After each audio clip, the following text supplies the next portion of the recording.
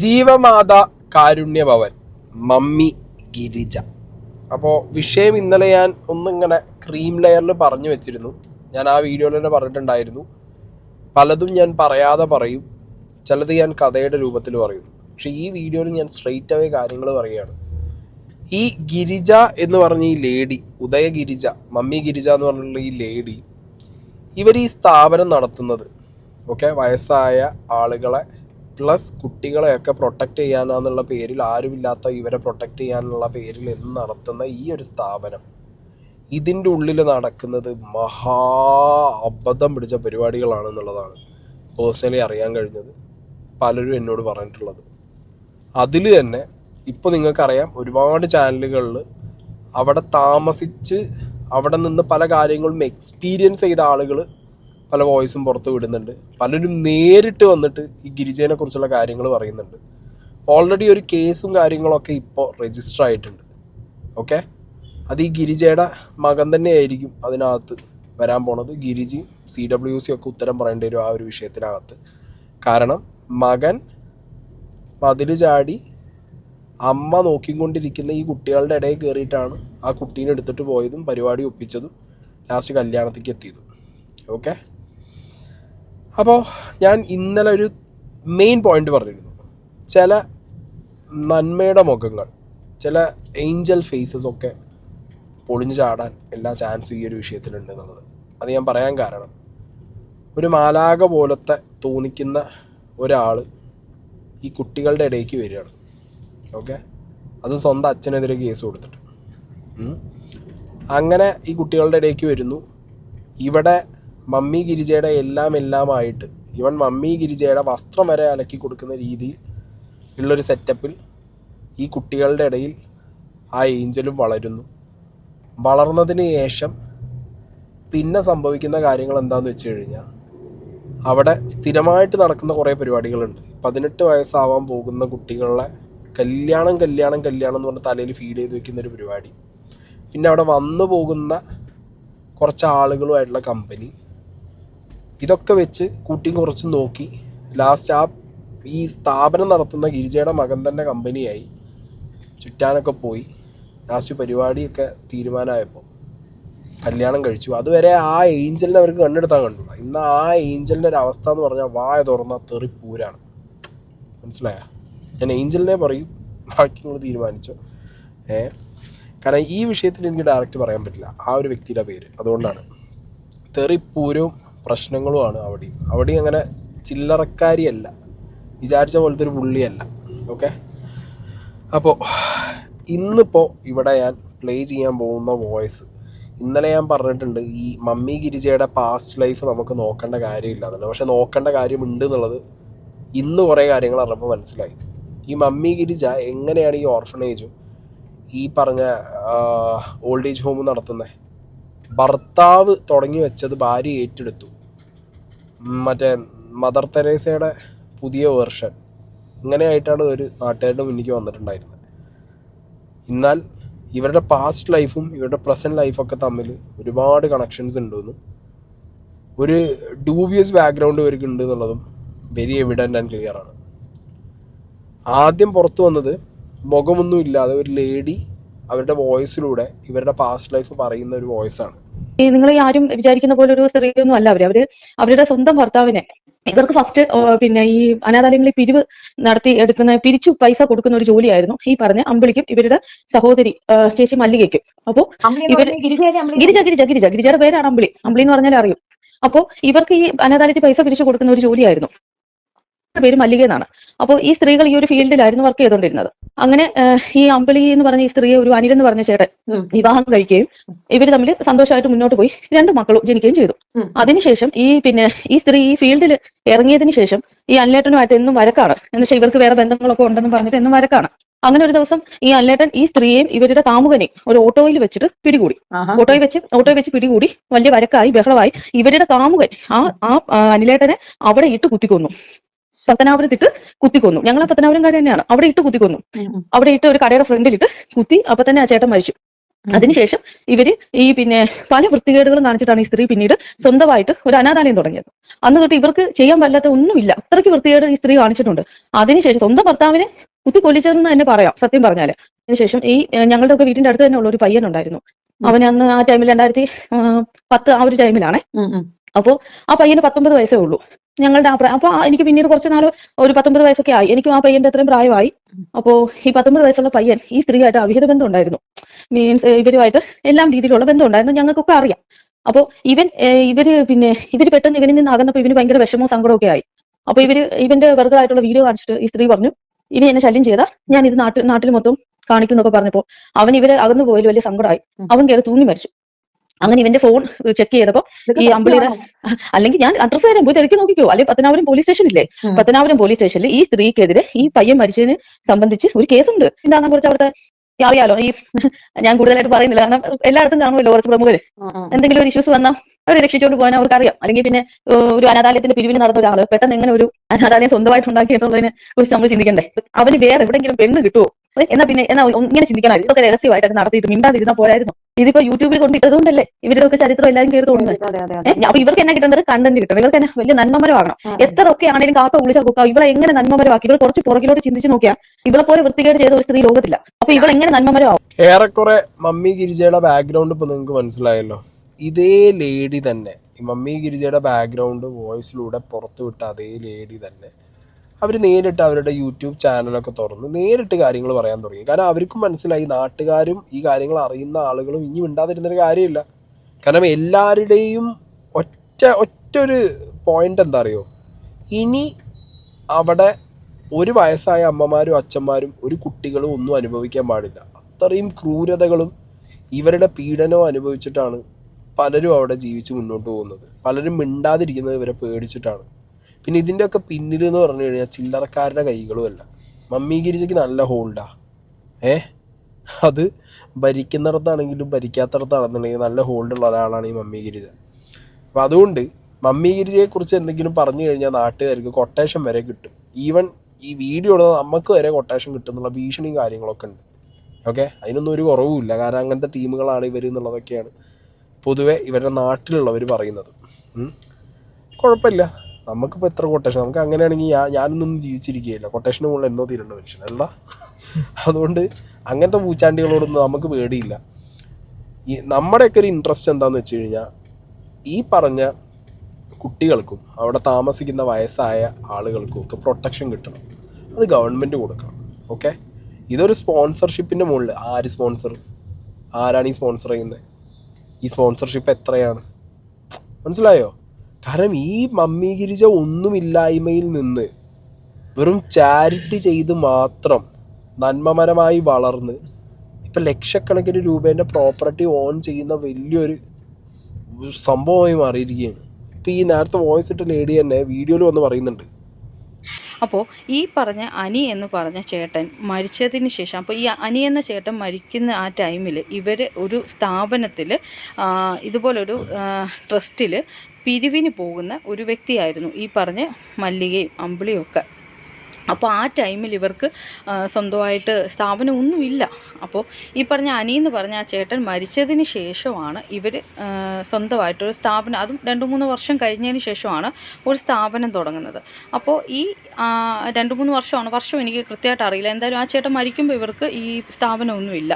അപ്പോൾ ഈ സ്ഥാപനം തുടങ്ങിയതിന് ശേഷം ഇവർ എന്താ പറയുക, അപ്പോൾ ഇവരൊരു വീഡിയോയിൽ പറയുന്ന കേട്ടു, ഇദ്ദേഹമാണ് ഈ സ്ഥാപനം സ്ഥാപിച്ചതെന്നോ അങ്ങനെ എന്തോ അദ്ദേഹത്തിൻ്റെ ആഗ്രഹമായിരുന്നു.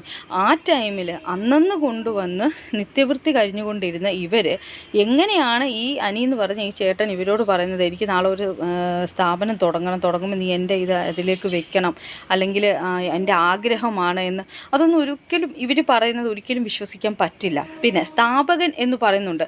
സ്ഥാപകൻ എന്ന് പറയുമ്പോൾ ആ സ്ഥാപനം തുടങ്ങിയതിന് ശേഷമുള്ള ഒരു കാര്യമാണല്ലോ. അപ്പം ഈ സ്ഥാപനം തുടങ്ങിയതിന് ശേഷം ഈ പുള്ളി ജീവനോട് ഇല്ല, അതിനു മുമ്പ് ഈ പുള്ളി മരിച്ചു. പിന്നെ എങ്ങനെയാണ് ഈ സ്ഥാപനം തുടങ്ങാൻ ഈ പുള്ളി അവിടെ വരുന്നതെന്ന് എനിക്ക് അറിഞ്ഞുകൂടാ. രണ്ടാമത്തെ കാര്യം, ഈ പുള്ളി കുത്തുകൊണ്ടാണ് മരിച്ചത്. ഏകദേശം കൃത്യമായിട്ട് പറഞ്ഞാൽ പത്തനാപുരം ടൗണിൽ കുത്തുകൊണ്ട് മരിച്ചു വീഴുകയായിരുന്നു. അപ്പോൾ ഇതിന് മുമ്പ് ഒരാഴ്ച മുമ്പ് ഈ സ്ത്രീയും ഈ വേറൊരു പുരുഷൻ അയാളെപ്പോൾ ഈ സ്ത്രീയുടെ കൂടെ കാണാറുണ്ടായിരുന്നു. പിന്നെ ഈ ആളും കൂടി കല്ലുംകടവ് എന്ന സ്ഥലത്ത് വെച്ച് ഒരു ഇഷ്യൂസ് ഉണ്ടായി.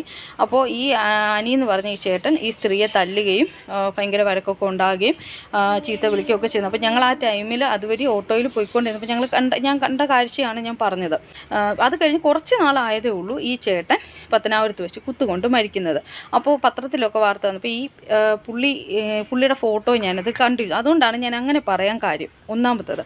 രണ്ടാമത്, ഈ പറഞ്ഞ ഗിരിജ സത്യം പറഞ്ഞാൽ ഒരു 3 സെൻറ്റ് സ്ഥലം പോലും അത്രയും ഉണ്ടെന്ന് പറയാൻ പറ്റില്ല. അത്രയും അങ്ങനെ പറഞ്ഞോളൂ, ശരി, 3 സെൻറ്റ് സ്ഥലം ഒരു വീടും ഉണ്ടെന്ന് പറയാം. അപ്പോൾ അത് മാത്രമുള്ള സാമ്പത്തിക സ്ഥിതിയുള്ള ഈ പറഞ്ഞ ഗിരിജ എങ്ങനെയാണ് സ്വന്തമായിട്ടൊരു സ്ഥാപനം തുടങ്ങുന്നത്? അതും പോട്ടെ, ഇപ്പോൾ അവർക്ക് എത്ര വസ്തുക്കളുണ്ടെന്നറിയാവോ? എത്ര വസ്തുക്കൾ അവരുടെ പേരിൽ അവർ സ്ഥാപനം തുടങ്ങുന്നെങ്കിൽ ആ ചാരിറ്റിയുടെ പേരിലായിരിക്കണം അവർ വാങ്ങിക്കാൻ. ആ ചാരിറ്റി എന്നുള്ളത് അവർ ആ ചാരിറ്റിയുടെ പേരിൽ വാങ്ങിച്ചിട്ട് അവരവിടെ ഒരു സ്ഥാപനം തുടങ്ങി. ഇത് അവരുടെ പേരിലാണ് അവർ വാങ്ങിച്ചിരിക്കുന്നത്. അതും പോരാഞ്ഞിട്ട് അവർ പലയിടങ്ങളിലും വീടും വസ്തുവും വാങ്ങിച്ചു കൂട്ടി.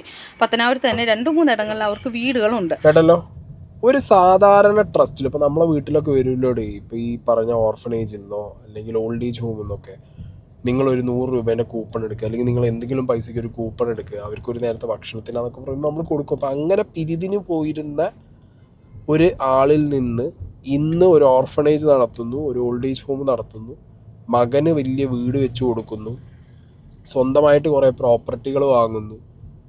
അപ്പോൾ ഇവർക്ക് എവിടുന്ന കാശ്? എനിക്ക് സംശയം ഇത് കറുപ്പ് വെളുപ്പിക്കുന്ന സെറ്റപ്പ് വരെ ഇതിനിടയിൽ നടക്കുന്നത്. കാരണം ചാരിറ്റീൻ്റെ പേരിലാകുമ്പോൾ ഏതൊരുത്തരും സ്പോൺസർ എന്ന് പറഞ്ഞ് വന്നിട്ട് അവൻ്റെ ബ്ലാക്ക് കോഡ് വൈറ്റ് ആക്കിയിട്ട് പോവുക. അതിനുള്ള കമ്മീഷൻ ഈ പറഞ്ഞ മമ്മി ഗിരിജയ്ക്ക് അടിയുക. മനസ്സിലായോ? അത് മറയാക്കാൻ പല രാഷ്ട്രീയക്കാരും അവിടെ കൊടുക്കുന്നത് കുഞ്ഞു കൂട്ടും. എല്ലാ പരിപാടികളും നടക്കും. രാഷ്ട്രീയക്കാരാണെങ്കിലും പോലീസുകാരാണെന്നുണ്ടെങ്കിലും സിസ്റ്റത്തിൻ്റെ ഭാഗമായിട്ട് മസിൽ പവറും മണി പവറും ഉള്ള ആളുകൾ ഇമാതിരി സെറ്റപ്പിനൊക്കെ നിന്നു കൊടുക്കുന്ന പല ആളുകളും ഉണ്ട്. അതുകൊണ്ട് മമ്മി ഗിരിജ ചില്ലറ പുള്ളിയല്ല എന്നുള്ളത് നിങ്ങൾ മനസ്സിലാക്കുക. ഓക്കെ, ഇനി ഒരു ഷെഫീന ബീവിയുടെ ചാനലിൽ ഒരു ലേഡി, അതായത് ആ ലേഡി അവിടെ നിന്ന സമയത്ത് അനുഭവിച്ച ഒരുപാട് കാര്യങ്ങളുണ്ട്. ഈ അനാമികയെക്കുറിച്ചും വിഷ്ണുവിനെക്കുറിച്ചും പിന്നെ ഈ പറഞ്ഞ മമ്മി ഗിരിജയെക്കുറിച്ചൊക്കെ അറിയുന്ന കുറേ കാര്യങ്ങൾ ഇവരെന്ത് ചെയ്യുന്നുണ്ട്, ഇവരവിടെ നിന്ന സമയത്ത് കണ്ട് എക്സ്പീരിയൻസ് ചെയ്ത, ഇവർക്ക് അറിയുന്ന, ഇവരോട് അവരൊക്കെ പറഞ്ഞ കാര്യങ്ങളൊക്കെ വെച്ചിട്ടുള്ള അവരുടെ എക്സ്പീരിയൻസ് ഷെയർ ചെയ്യുന്നുണ്ട്. ഇതൊക്കെ കേട്ട് കഴിയുമ്പോൾ തന്നെ ഞാൻ ആലോചിക്കുന്നത് ഈ CWCയിലുള്ളവരൊക്കെ കണ്ണിച്ചോരുള്ളവരാണ് ഇവിടെ. അവിടെ ഇവരെന്നെ പറയുന്നു, ഇവർ നിന്ന സമയത്ത് തന്നെ ഒരുപാട് കാര്യങ്ങൾ ഇവർ എക്സ്പീരിയൻസ് ചെയ്തിട്ടുണ്ട്. മുറിവിൽ മുളകുപൊടി കൊണ്ടുപോയി ഇടുക, ഭക്ഷണം കൊടുക്കാതിരിക്കുക, ചീഞ്ഞ ഭക്ഷണം കഴിക്കുക, ഇതൊക്കെ അവസ്ഥ അനുഭവിച്ച ആളുകളാണ് ഈ പുറത്ത് വന്നിട്ട് അവരവരുടെ എക്സ്പീരിയൻസ് പറയുന്നത്. ആ ടൈമിൽ ഈ അനാമിക എന്റെ ഫ്രണ്ടാണ്. ഞാൻ അവിടെ നിന്ന് ഒരു 4-5 മാസമായപ്പോഴാണ് ഈ അനാമിക അവിടെ വരുന്നത്. 10th പഠിക്കുക ആ കുട്ടി. അപ്പോ അതിന്റെ കൂടെ ഈ അനാമികയുടെ പ്രശ്നങ്ങളും കുറെ കാര്യങ്ങൾ എനിക്കറിയാം. ഈ പ്രഗ്നൻസിയുടെ കാര്യങ്ങളെല്ലാം നേരിട്ട് കുറെ കാര്യങ്ങളും എനിക്കറിയാം. ഈ കുട്ടി അപ്പൊ ഞാനിപ്പോ മാരീഡ് ആണ് ഇപ്പോ.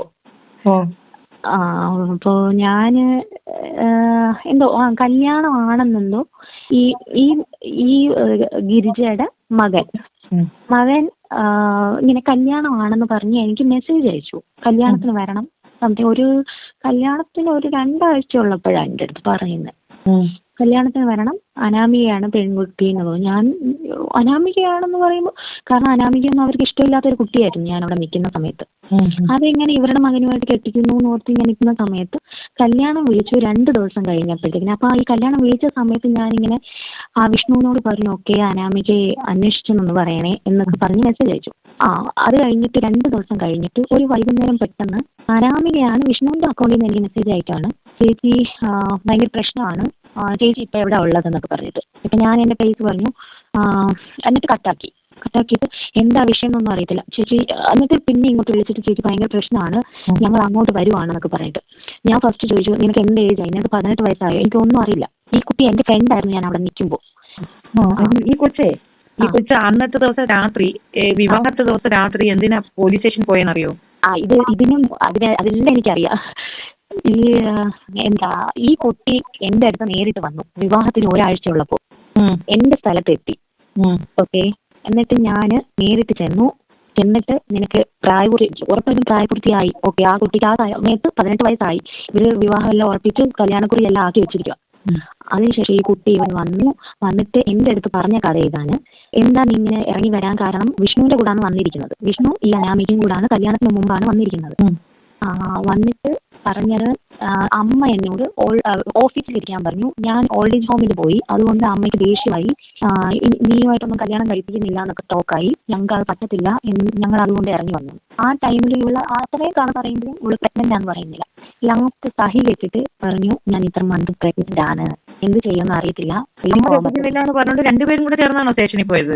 സ്റ്റേഷനിൽ പോയതല്ല, രണ്ടുപേരും ഇറങ്ങി അവിടുന്ന് സ്ഥലം വിട്ടു വന്നിരിക്കും, ഒളിച്ചോട്ടം പോലെ. അല്ല, അപ്പം ഈ സ്റ്റേഷനിൽ പോയത് ഒറ്റയ്ക്കല്ലേ?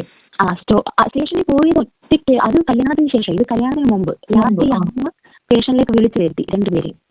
അനാമികയുടെ അമ്മായിയമ്മ വിളിച്ചു വരുത്തുകയാണ് ചെയ്തത്. വിളിച്ചു വരുത്തി. എവിടെയാണെങ്കിലും നിങ്ങൾ ഇങ്ങോട്ട് വരണം സ്റ്റേഷനിൽ.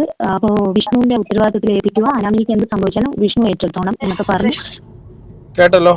വേറെ കുറെ കല്യാണം കഴിപ്പിച്ചു കൊടുക്കാനൊന്നും നമ്മൾ കണ്ടാവും. ഞാനൊക്കെ ആലോചിക്കുന്നത് ഞാനൊക്കെ ലോക പൊട്ടനായിട്ടാണ് അന്ന് നന്മമരം മമ്മി ഗിരിജനെ വാഴ്ത്തിപ്പാടി വീഡിയോ ചെയ്തത്.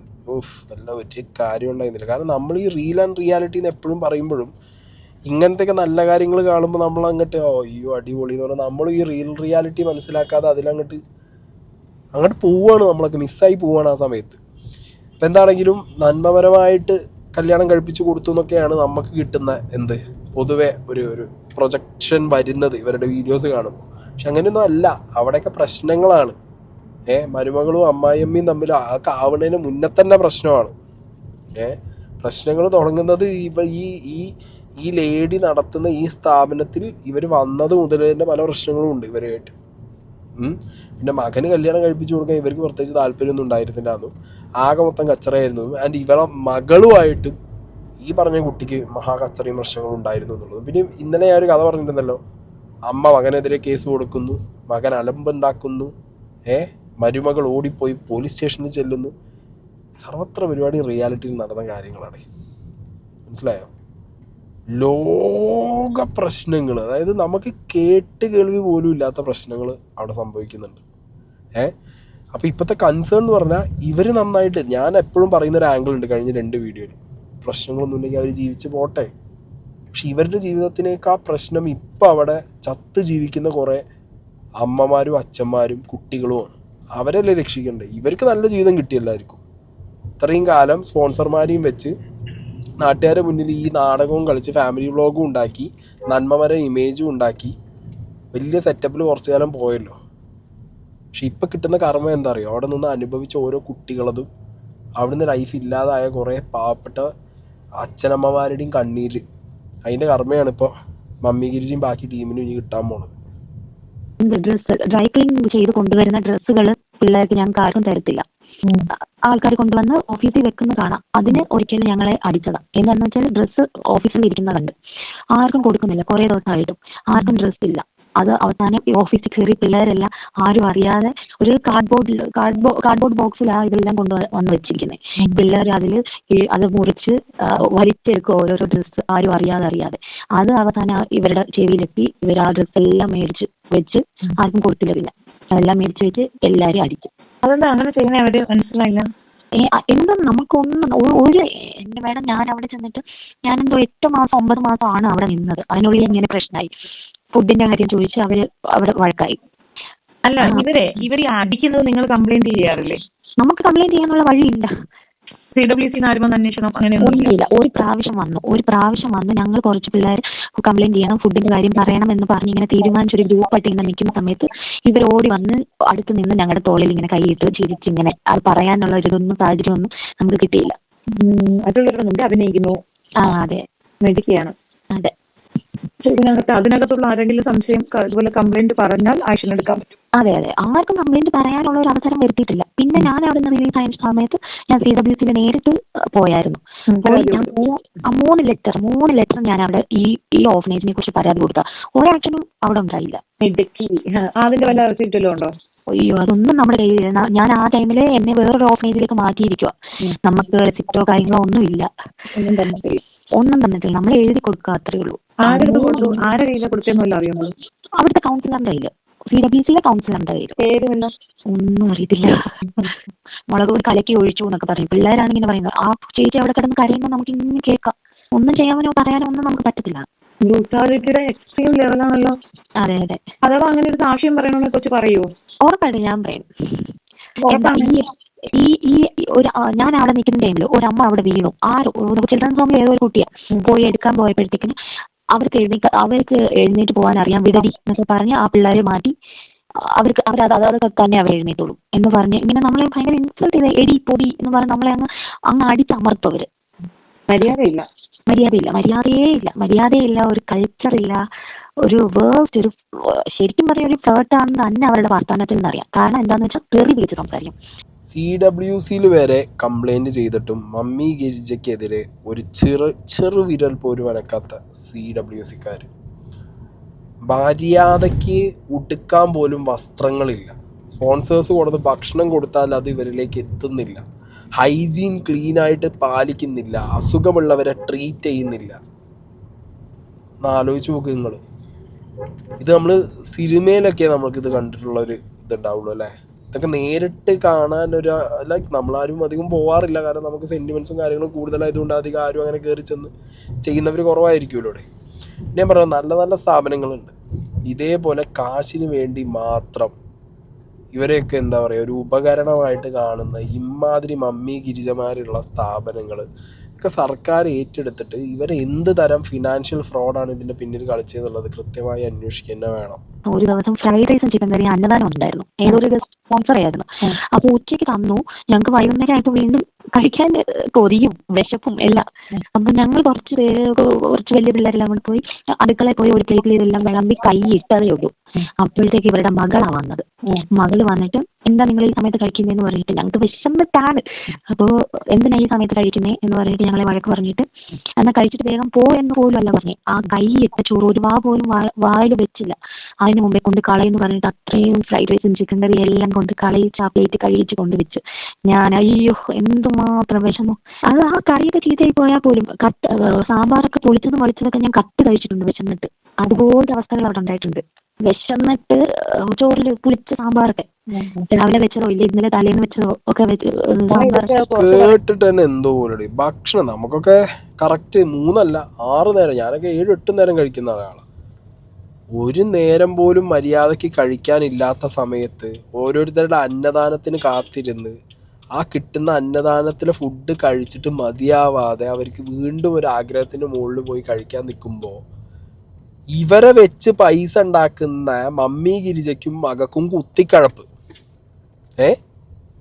കുട്ടികളുടെ ഭക്ഷണം അവരെടുത്ത് വലിച്ചെറിയുക. ആ ഭക്ഷണമൊക്കെ വലിച്ചെറിഞ്ഞതിൻ്റെ ആണ് ഇപ്പം ഈ കർമ്മ കിട്ടിക്കൊണ്ടിരിക്കുന്നത്. ഓരോന്നായിട്ട് പുറത്തു വരുന്നത് കണ്ടോ? എല്ലാം പോകേണ്ടി വരും. മണി പവറും മസിൽ പവറും ഉള്ള ഒരു ആശാന്മാരും കൂടെ നിന്നിട്ട് കാര്യം ഉണ്ടാവില്ല. പിന്നെ സംസാരിക്കുന്ന നമ്മളെപ്പോലുള്ളവരുടെ വായ പൂട്ടിച്ച് അങ്ങോട്ട് സൈഡാക്കുക എന്നുള്ള രീതിക്കാണ് കാര്യങ്ങൾ എന്നുണ്ടെങ്കിൽ ഇതിൻ്റെ അറ്റം കണ്ടിട്ടല്ലാതെ ഇനി പോവില്ല. കാരണം മറ്റേ ഒരുമാതിരി ഞാൻ പറയണില്ല, മറ്റേ പരിപാടി കാണിക്കരുതല്ലോ. അത്രയ്ക്ക് അങ്ങോട്ട് ആവില്ല. ഭയങ്കര മറ്റേ നന്മമരമാണ്, ഭീഷണിയാണ് ഒന്നും കാണിക്കരുത്. അവിടെ കല്യാണം കഴിപ്പിച്ച് കൊടുക്കുന്ന രീതിയുണ്ടോ? അവിടെ കല്യാണം ഇവര് എല്ലാ പിള്ളേരെയും എൻ്റെ അറിയില്ല മോസ്റ്റ് ഓഫ് എല്ലാം ഒരു 16 വയസ്സ് കഴിയുമ്പോൾ തൊട്ട് അവര് ചെറുക്കനെ കാണുക. എല്ലാവർക്കും കല്യാണാലോചന. അത് കല്യാണം നടന്നിട്ടുള്ളതെന്ന് പറഞ്ഞാൽ ഈ സന്ധ്യ എന്ന് പറഞ്ഞ കുട്ടിക്ക്. ബാക്കിയൊന്നും ആലോചന മാത്രമേ ഉള്ളൂ. ആലോചന മാത്രമേ നടന്നിട്ടൊന്നുമില്ല. അതായത് ഈ കുട്ടികൾ ഒരുക്കി കാണിക്കും എന്നാണോ പറയുന്നത്? ഒരുക്കി കാണിക്കും. അത് തന്നെ അവരോട് പറഞ്ഞിട്ട് ഒരുങ്ങി നിൽക്കാൻ പറയും. ആ പിള്ളേർക്ക് താല്പര്യം എന്താന്ന് വെച്ചാൽ ഇവിടെ അങ്ങോട്ട് ഒരു ഗോപിക എന്ന് പറഞ്ഞൊരു ചേച്ചി ഉണ്ടായിരുന്നു അവിടെ ചിൽഡ്രൻസ് ഹോമില്. എന്തോ ചെറിയൊരു ബുദ്ധിക്ക് എന്തോ ജസ്റ്റ് എന്തോ ഒരു വയ്യായ്മയുണ്ട്. എന്നാലും ആള് ഭയങ്കര ഹൈപ്പർ ആക്റ്റീവാ. അപ്പൊ ആ ചേച്ചിക്ക് എല്ലാവരും ഇത് തന്നെയല്ല അനുഭവിക്കുന്നത്. എപ്പോഴും ആ ചേച്ചി അങ്ങോട്ട് എന്ന് പറയും, അമ്മ എന്നെ കെട്ടിച്ചു വിട്, അമ്മ എന്നെ കെട്ടിച്ചു വിട്. ഇവര് ഒരുപാട് ആലോചന, ഒരുപാട് പ്രായമുള്ളവരെയൊക്കെ കൊണ്ടുവരും.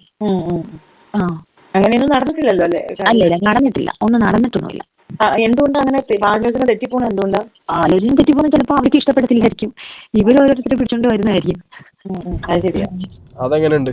അവിടെയുള്ള എല്ലാ കുട്ടികളെയും 18 വയസ്സ് കഴിഞ്ഞ് കഴിഞ്ഞാൽ ഈ പറഞ്ഞ മമ്മി ഗിരിജാൻ്റെ സ്ഥലത്ത് കുട്ടികളെ നിർത്താൻ പാടില്ല ഓർഫനേജിൽ. അപ്പോൾ അതിന് മുമ്പ് തന്നെ ഇവരെന്ത് ചെയ്യണം? കല്യാണം കഴിപ്പിച്ച് വിടാൻ വേണ്ടിയിട്ട് മമ്മി ഗിരിജ ഇനിയിപ്പോൾ അതിൻ്റെ ഇടയിൽ മാട്രിമോണി പരിപാടിയും തുടങ്ങി വെച്ചിട്ടുണ്ടോ?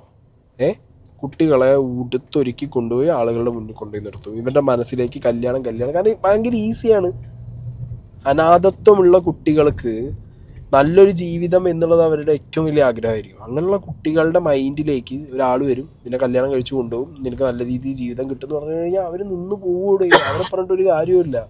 അത് മുതലെടുക്കുന്ന ഈ മമ്മി ഗിരിജയെ പോലുള്ള ലോക ഫ്രോഡുകൾ ഇവരെന്ത് ബെനിഫിറ്റാണ് അപ്പോൾ ഇതിൽ നിന്ന്? ഇവരുടെ ആഗ്രഹം എന്താണ്? അവർക്ക് നിന്ന് കിട്ടാൻ പോണത്? ഇങ്ങനെ നോബൽ പ്രൈസ് മറ്റേ സമാധാനത്തിനുള്ള വല്ല ഇതും കൊടുക്ക്.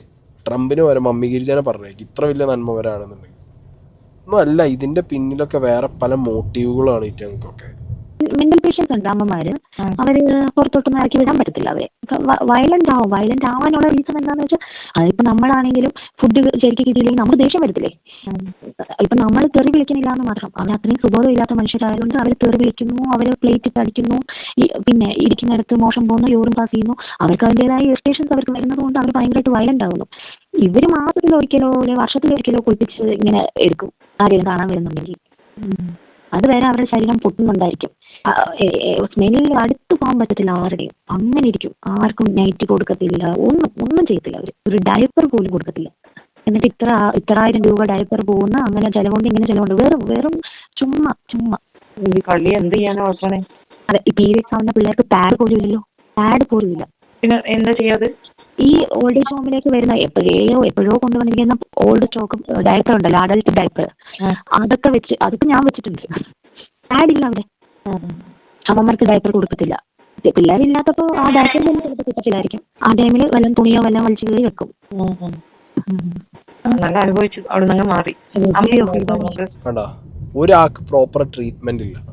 ഒരു ലേഡിക്ക് പീരിയഡ്സിന്റെ ടൈമിൽ മര്യാദയ്ക്ക് പാഡ് പോലും ലഭിക്കാറില്ല, ഭക്ഷണം ലഭിക്കാറില്ല. ഇപ്പോൾ ഇത് പറയുമ്പോൾ മമ്മി ഗിരിജിയും ബാക്കി ടീമും പറയും, നിങ്ങളൊക്കെ വന്ന് നോക്ക്, റിയാക്ഷൻ വീഡിയോസ് ഇടുന്ന ചാനലിലുള്ള ആളുകളൊക്കെ വന്നിട്ട് നിങ്ങളൊക്കെ എന്ത് ചെയ്യും, ഇതേപോലെ ഓർഫണേജും ഇതേപോലെ ഓൾഡ് ഏജ് ഹോമും തുടങ്ങി ആളുകളെ നോക്ക്. ഇത് ഞങ്ങൾ നോക്കേണ്ടതോ നിങ്ങൾ നോക്കേണ്ടതോ അല്ല. മനസ്സിലായോ? നിങ്ങളോട് ഏതെങ്കിലും ഒരാൾ വന്നിട്ട് ഗിരിജയെ തുടങ്ങുന്നതോടെ തുടങ്ങിയൊന്നുമല്ലല്ലോ. ആണോ? കാശുണ്ടാക്കാനും അടിച്ചു മാറ്റാനും അവനാൻ്റെ ജീവിതം നന്നാക്കാനും തുടങ്ങി വെച്ചത് കൊണ്ടാണല്ലോ ഇന്ന് ഈ അവസ്ഥയിൽ കാര്യങ്ങൾ എത്തിയത്, അല്ലേ? അതുകൊണ്ട് ആ ഡയലോഗ് അടിച്ച് ഞങ്ങളടുത്ത് വരണ്ട. കാരണം ഞാനൊക്കെ ഇവിടെ അത്യാവശ്യം എല്ലാ സാധനവും ടാക്സ് കൊടുത്ത് ഈ നാട്ടിൽ എൻ്റെ ടാക്സും കൂടി ഉണ്ട് ഈ നാട്ടിനകത്ത്. അപ്പോൾ അത് നോക്കാൻ അവിടെ ഗവൺമെൻറ് ഉണ്ട്. ഞങ്ങൾ തന്നെ നോക്കണമെന്നില്ല. ഈ സ്ഥാപനം ഗവൺമെൻറ് ഏറ്റെടുത്താലോ നമ്മൾ ഏറ്റെടുത്ത പോലെ തന്നെയാവും. അതുകൊണ്ട് ആ വർത്താനം പറഞ്ഞിട്ട് എല്ലാവരും ആയി മൂടി കെട്ടിക്കാൻ മമ്മി ഗിരിജ വരാൻ നിൽക്കണ്ട. ഇത് വളരെ മോശമായ കാര്യങ്ങൾ നടന്നിട്ടുണ്ട് മാഡം. ഈ കുട്ടി ഇവിടെ നിൽക്കുമ്പോൾ, ഈ ഓഫനേജിൽ നിൽക്കുമ്പോൾ അവളായിട്ട് എൻ്റെ അടുത്ത് പറഞ്ഞ കാര്യമാണ്. നമുക്കത് റെക്കോർഡ് ചെയ്യാനോ ഒന്നും പറ്റില്ല. നേരിട്ട് ഫേസ് ടു ഫേസ് എന്ന് പറഞ്ഞ കാര്യമാണ്. ഞാൻ പറഞ്ഞില്ലേ, മാരേജിന് മുമ്പേ ഇവിടെ ഒളിച്ചോടി വന്നു രണ്ടുപേരുന്ന്. ആ ടൈമിൽ എൻ്റെ അടുത്ത് ഫേസ് ടു ഫേസ് എന്ന് പറഞ്ഞ സംഭവമാണ്. ഇവൻ ഈ ഓഫീസ് വഴി നമുക്ക് അവിടെ നിന്ന് ചിൽഡ്രൻസ് ഹോമിൽ നിന്ന് ഇറങ്ങി ചാടാൻ പറ്റും പുറത്തോട്ട്. അപ്പോൾ ഇവന്റെ അമ്മയുടെ ഓഫീസാണല്ലോ, ഇവൻ അതിന്റെ കള്ളത്താക്കോലെന്തോ ഫെയർ എന്തോ കൊടുത്തിരുന്നു ഇവളുടെ കയ്യിൽ. ഇവൾ അത് വെച്ചാണ് രാത്രിക്ക് ഇറങ്ങി ചാടുന്നു. ഇവന്റെ റൂമിൽ എപ്പോഴും പോക്കും വരവും ഉണ്ടായിരുന്നു. ഇവള് ഫേസ് ടു ഫേസ് ഇരുന്ന് അവളായിട്ട് പറഞ്ഞ കാര്യം നമുക്കതിനകത്ത് തെളിവ്. ഞാൻ ചോദിക്കാൻ, ഇവൻ പറ്റില്ലെന്ന് പറഞ്ഞിരുന്ന ഈ പെണ്ണ് എന്ത് ചെയ്തേനെ? അതെ, എന്ത് ചെയ്തേന്ന് പറഞ്ഞാൽ ഇവർക്ക് അതിനുള്ള സാധനമൊക്കെ ഉണ്ട്. ഇവർക്ക് ഒരുപാട് ആൾക്കാരുണ്ട്. ഇവര് വേണേ സ്മൂത്തായിട്ട് പൈസ ഇറക്കി നല്ല ആഘോഷം ചെയ്ത് അവളെ എവിടെയും കൊണ്ടുവിടും. അങ്ങനെ ചെയ്തിരുന്നെങ്കിൽ എന്ത് ചെയ്തേ? പെണ്ണിന് എന്തിന്റെ സൂക്കേട് തിരിച്ചിരിച്ച് കഥ പറയുന്ന കാണുമ്പോൾ ചിരി വരുന്നു.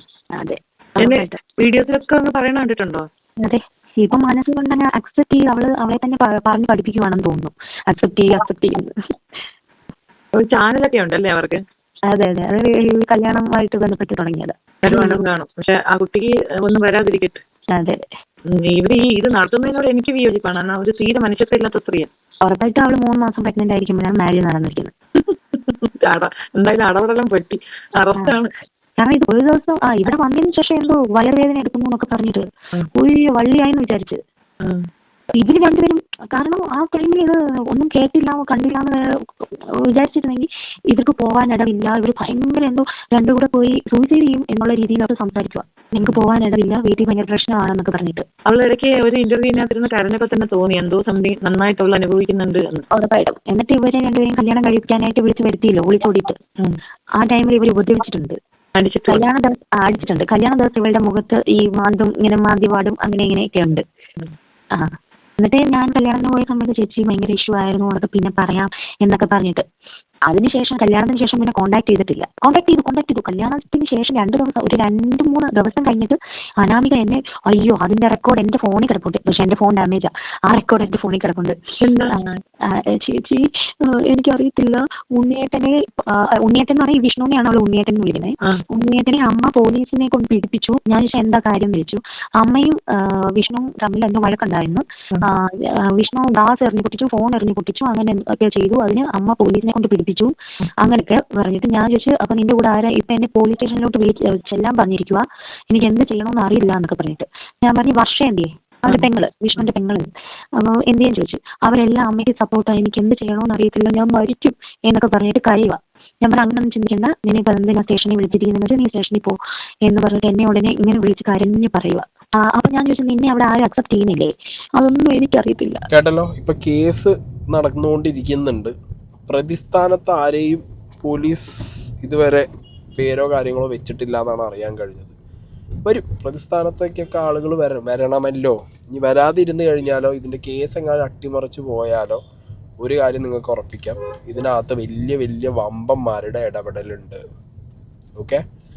പിന്നെ ഒരു കാര്യം, ഈ പറഞ്ഞ മമ്മി ഗിരിജി ടീമും മനസ്സിലാക്കേണ്ട ഒരു എന്താ പറയുക, കുറേ കാലമൊന്നും നിങ്ങൾക്ക് ഒരാൾക്കാരെ നാട്ടുകാരൊന്നും പറ്റിച്ച് വലിപ്പിച്ച് ജീവിക്കാൻ പറ്റില്ല. കണ്ണീരെന്ന് പറഞ്ഞ സാധനം വീണ് കഴിഞ്ഞാൽ, അതും ഈ വയസ്സായാലും അവിടെ ഞാൻ പറയുമ്പോൾ അവിടെ എല്ലാം കറക്റ്റ് എടുത്ത് നോക്കണം. അവിടെ മരണം സംഭവിച്ചിട്ടുണ്ടോ, മരിച്ച വ്യക്തി എങ്ങനെയാണ് മരിച്ചത്, ട്രീറ്റ്മെൻറ്റ് കിട്ടാതെയാണോ മരിച്ചത്, എല്ലാ കാര്യങ്ങളും എണ്ണി എടുത്ത് വെച്ച് നോക്കിയാൽ എനിക്ക് തോന്നുന്നു കേരളത്തിലെ ഏറ്റവും വലിയ ഞെട്ടാനുള്ള വകുപ്പ് അതിനകത്ത് കാണും. ഇത്രയും ആൾ പറഞ്ഞു കേൾക്കുമ്പോൾ അങ്ങനെയാണ് നമുക്കത് ഫീലാവുന്നത്. ഇപ്പം സത്യം പറഞ്ഞു കഴിഞ്ഞാൽ ഇപ്പം നടക്കുന്ന കേസ് ഉണ്ടല്ലോ, ഈ കല്യാണം പ്രഗ്നൻസി പരിപാടി, ഇതൊക്കെ സൈഡിൽ കൂടി നമ്മുടെ നാട്ടിൽ ഈ പറഞ്ഞ ഏറെക്കുറെ കേട്ടുകേൾവിയുള്ളൊരു കേസ് പോലെ തന്നെയാണ് ഈ സാധനം പോകുന്നത്. പ്രായപൂർത്തിയാവുന്നതിൻ്റെ മുമ്പ് അങ്ങനെ ആവുന്നു, കല്യാണം കഴിക്കുന്നു. പിന്നെ അതല്ല, ഇത് അതിലും വലിയ ഞെട്ടിക്കുന്ന സാധനമാണ് അവിടെ ഈ പറഞ്ഞ ഓർഫണേജിലും ഓൾഡ് ഏജ് ഹോമിലും നടന്നുകൊണ്ടിരിക്കുന്നത്. അവിടെ താമസിച്ചവർ, ഇതൊക്കെ എക്സ്പീരിയൻസ് ചെയ്ത ആൾക്കാർ, ആ നാട്ടുകാരാണ് പറയുന്നത് ഓരോരുത്തരോടും വന്നിട്ട് ഞങ്ങൾക്ക് ഇത് അനുഭവമുണ്ട്, കണ്ടിട്ടുണ്ട് എന്നുള്ളത്. ഇനി ഇവരുടെയൊക്കെ വായ അടപ്പിക്കാൻ വേണ്ടിയിട്ട് ഗുണ്ടായിസമായിട്ട് ഇനി ഇറങ്ങുമെന്നുള്ളത് അറിയില്ല. ഓക്കെ, നാളെ മൊഴി കൊടുക്കാൻ വിളിക്കുന്ന സമയത്ത് ഇവരാരും വരാത്തൊരവസ്ഥ വരുമെന്നും അറിയില്ല. പക്ഷേ ഡിജിറ്റൽ റെക്കോർഡിൽ ഇവർ ഈ പറഞ്ഞ സൗണ്ടും കാര്യങ്ങളും സംസാരിച്ചതും ഒക്കെ റെക്കോർഡാണ്. അതൊക്കെ ഇപ്പോൾ പൊതുജനം കേൾക്കുന്നുമുണ്ട്. എന്തുകൊണ്ട് ഇത് 24/7 ന്യൂസ് ചാനലുകൾ ഏറ്റെടുക്കുന്നില്ല എന്നുള്ളത് നിങ്ങൾ ചിന്തിക്കുക. ആകെ അവർ ഏറ്റെടുത്തത് എന്താ? ആ ഒരു കല്യാണം, കുട്ടി ജനിച്ചതും ആ കാര്യങ്ങൾ മാത്രമാണ് ഇവർ ഏറ്റെടുത്തത്. അതൊരു 1 മിനിറ്റും 20 സെക്കൻഡുള്ള ചെറിയൊരു വീഡിയോ ആയിട്ട് മാത്രമാണ് തീർന്നത് അല്ലേ? അത്രേ ഉള്ളൂ. അതിന് കൂടുതലില്ല. വേറൊരു യൂട്യൂബറിനെയോ ഒരു ഫാമിലി വ്ളോഗറിനെയോ റിലേറ്റ് ചെയ്തിട്ടുള്ളൊരു കേസോ അല്ലെങ്കിൽ ഒരു ന്യൂസോ ആണെന്നുണ്ടെന്നുണ്ടെങ്കിൽ മണിക്കൂർ വെച്ച് ഇവരിത് ഡിസ്കസ് ചെയ്യും. ഇപ്പോൾ ഇവർ ഡിസ്കസ് ചെയ്യാതിരിക്കുമ്പോൾ തന്നെ ഇവിടുത്തെ ചാനലുകൾ ഇത് ഡിസ്കസ് ചെയ്യാത്ത ഒരു അവസ്ഥ എന്തുകൊണ്ടാണെന്നറിയോ? ഇതിൽ ഈ മമ്മി ഗിരിജേൻ്റെ ഒരു ഹോൾഡ് ഉണ്ട്. ഓക്കെ, മമ്മി ഗിരിജയ്ക്ക് ഈ സെറ്റപ്പിലുള്ളൊരു ഹോൾഡ് ഉണ്ട്. അതിന് പല ബ്രാഞ്ചുകളുണ്ട്, അതിന് മുകളിലും താഴെയായിട്ട് പല ആളുകളും ഉണ്ട്. അപ്പോൾ ഇത് 24/7 ചാനലുകളിൽ എത്തിക്കഴിഞ്ഞാൽ അത് എത്തിയിട്ടുണ്ട്, അത് വരാത്തതാണ്. എന്തുകൊണ്ട് വരുന്നില്ല? ആരൊക്കെ തടസ്സം നിൽക്കുന്നു? എന്തുകൊണ്ട് വരുന്നില്ല? അങ്ങനെ കുറേ വിഷയങ്ങളുണ്ട് ഇതിനകത്ത്. പിന്നെ ഇങ്ങനത്തെ സോഷ്യൽ മീഡിയ എന്നെ പോലെ അല്ലെങ്കിൽ ബാക്കി ചാനലുകളെ പോലെ റിയാക്ഷൻ ചാനൽ ഉള്ളതുകൊണ്ട് ആളുകളിലേക്ക് ചില കാര്യങ്ങൾ എത്തുന്നു. മനസ്സിലായോ? നമ്മളെ തീർക്കാനായിരിക്കും ഇനി ഇവരെല്ലാവരും കൂടി ചാടി ഇറങ്ങാൻ പോണത് ഒന്നിച്ച്. കുഴപ്പമില്ല. മറ്റേ ഡയലോഗ് തൊടറാപ്പാക്കല